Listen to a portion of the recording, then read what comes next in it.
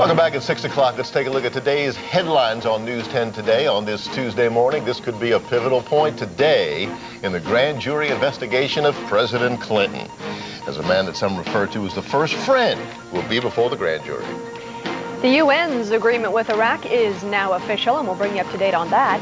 And the Boy Scouts of America say they do plan to appeal their legal defeat after the ban on gays suffered that defeat. Good morning and welcome to News 10 Today. I'm Connie Cola. I'm Steve Levy. It's 6 o'clock. It is the third day of March. Good Tuesday morning to you. Well, topping our news this morning, longtime presidential friend Vernon Jordan is scheduled to appear today before the grand jury investigating the Monica Lewinsky matter. Several things to be considered. Was there an affair? Was there an attempt at a cover-up of that affair that the president has denied? Let's go live to Washington and NBC's Beverly Kirk. Beverly. Good morning. Vernon Jordan is expected to be asked what he knows about President Clinton's alleged relationship with Monica Lewinsky. And Jordan's answers to the grand jury questions are crucial to Kenneth Starr's investigation. President Clinton on Monday ignored reporter questions about Vernon Jordan's testimony. The grand jury will try to find out why Jordan was helping Monica Lewinsky find a job and a lawyer, and whether that effort was part of an alleged plan to buy her silence about an alleged affair with the president. Jordan and the president have been friends for years. White House spokesman Mike McCurry says the investigation hasn't caused a problem between them. No, they are very good friends, remain very good friends. I think they look forward to the day when they can be less circumspect with each other. Jordan has said he did nothing wrong. His friends have said Jordan didn't know Monica Lewinsky had been subpoenaed in the Paula Jones sexual harassment lawsuit when he tried to help her find a job. Sources close to Jordan also say the president assured him there had been no affair, something Jordan says Lewinsky also told him. Ms. Lewinsky told me in no uncertain terms that she did not have a sexual relationship with the president. Vernon Jordan has said that he would answer the grand jury's questions directly, completely, and truthfully. And some legal experts say his testimony could determine the future of the grand jury probe. I'm Beverly Kirk, reporting from Washington. Now back to you. More to come today. Thank you, Beverly. Well, the UN Security Council has given its unanimous endorsement to Kofi Annan's deal to open Iraq's palaces to UN arms inspectors. Last night's vote was 15-0. Numerous council members made it clear, though, that the resolution does not constitute any green light for a U.S. attack. President Clinton says it is now up to Iraq to turn the commitment it has made into full compliance. The survivor of an abortion clinic bombing in Alabama is now speaking publicly for the first time, and we meet her. Nurse Emily Lyons is still in the hospital, her face disfigured, her eyes swollen shut, one of them permanently blinded, skin slashed and scarred by the fragments from that bomb. And Lyons says she wants her attacker to see her pain. I just happened to be in the wrong place at the wrong time that day. What I do want everybody to see is the end effect of this senseless act of whoever did it. Says it will not deter her. She plans to go back to work, and that's the accused bomber, Eric Rudolph, still on the loose, a security officer killed in that explosion in January. Federal agents bringing out money by the barrelful in Charlotte, North Carolina yesterday. The cash is what is left from October's $17 million armored car robbery. Federal agents say, yep, inside job. They caught a driver, David Gant, near Cozumel, Mexico, Sunday, and so far, 8 people have been arrested in connection with that case. The Boy Scouts of America plan to appeal a New Jersey court ruling saying the group's ban on homosexuals violates state anti-discrimination laws. News 10's Yuzi Brown, Washington, joins us live from Center City with more on this controversial story. Yuzi? Yeah, Connie, controversial is right. The debate continues this morning. Certainly gay rights activists praising this decision as a victory, but some conservatives going as far as to say it is un-American. The debate may continue, but the New Jersey Appeals Court has had its say, basically the ruling saying that the Boy Scouts of America cannot discriminate against gays. For close to a century, countless boys have grown up under the spreaded wings of the eagle, the symbol of the brotherhood of the Boy Scouts. They say they've preached traditional family values. Now it looks like a New Jersey appeals court is changing the way Boy Scouts define family values. I spent over 12 years of my life in the Boy Scouts. I believe in what they teach, and I don't think they ever taught discrimination. This is the man who may be forcing that new definition of family values.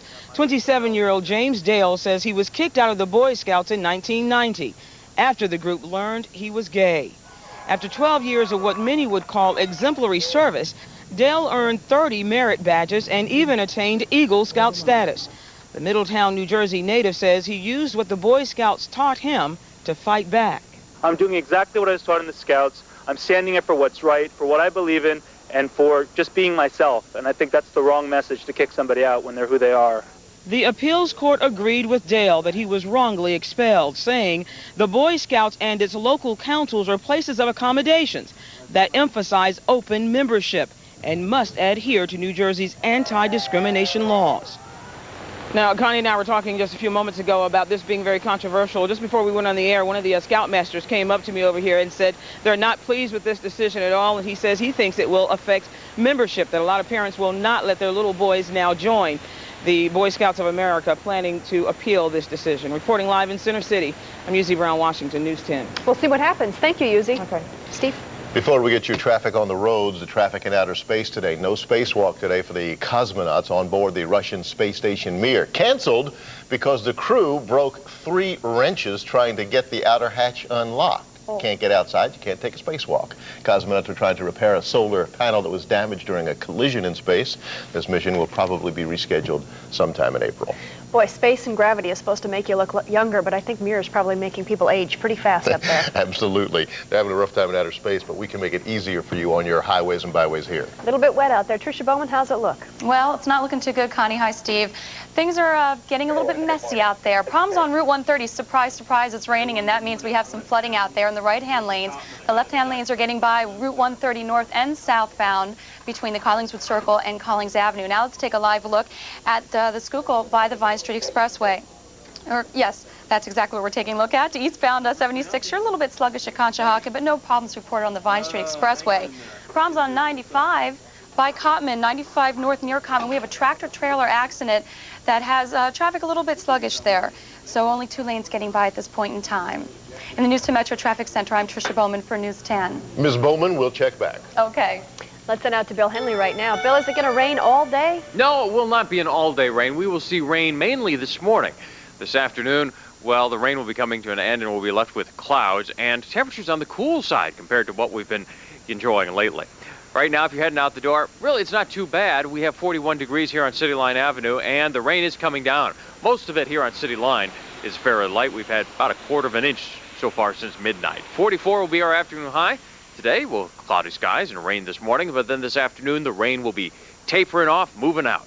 Tonight, cloudy, down to 36 degrees. All right, there it is, the Earthwatch NextRad Doppler radar showing some heavier activity over parts of central and South Jersey, but the lower left corner of your screen shows the trailing edge of this system. It's moving through Maryland and Delaware. It's slowly moving out of here, so we're going to have rain for at least the next several hours and possibly in some spots into this afternoon.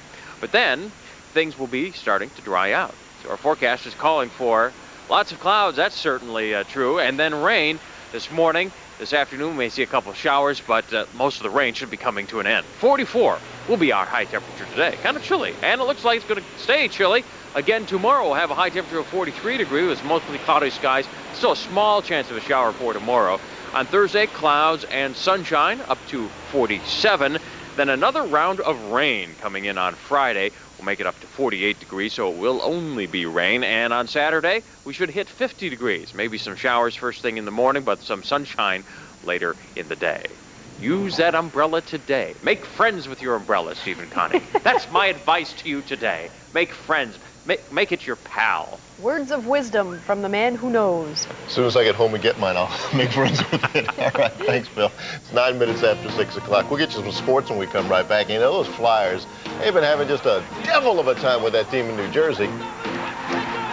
We'll talk about your sports, and she was once a shining star of children's television. We'll find out where Sally Starr is these days. This day in history, March the 3rd, 1991. Rodney King, severely beaten by LA police officers, captured on home video. 4 of the officers acquitted of almost all the charges in a state trial, but then 2 convicted in a federal trial. 10 minutes after 6 o'clock. Tuesday, a must-see Dateline.